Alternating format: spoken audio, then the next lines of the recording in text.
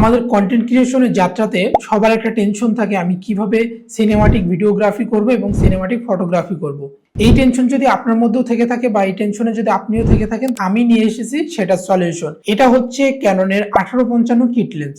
এই লেন্সটা কেন আমি আপনাদের মাঝে নিয়ে এসেছি সেটা যদি একটু বলি।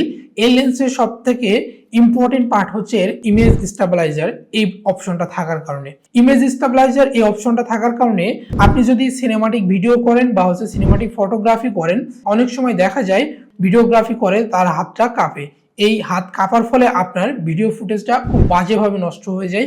আপনি যে ইন্টেনশন নিয়ে ভিডিওটা ধারণ করেছেন সেইটা নষ্ট হয়ে যায় কাঁপাকাঁপির কারণে, বা অডিয়েন্সটা এই ধরনের ভিডিও বা এই ধরনের ছবি কোনোভাবেই দেখতে চায় না। এই জন্য এই ধরনের সমস্যার সমাধান করার জন্য এই লেন্সেই আপনি পেয়ে যাবেন হচ্ছে ইমেজ স্টেবিলাইজার অপশনটি।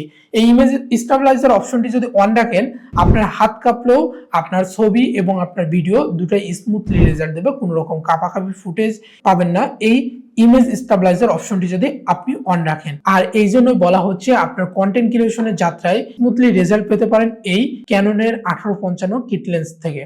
যদি ভিডিওটি ভালো লেগে থাকে তাহলে অবশ্যই লাইক দিবেন আর আমার চ্যানেলটি সাবস্ক্রাইব করে রাখবেন। যদি ভিডিওটি ফেসবুকে দেখে থাকেন তাহলে আমার পেজটি ফলো দিয়ে রাখবেন।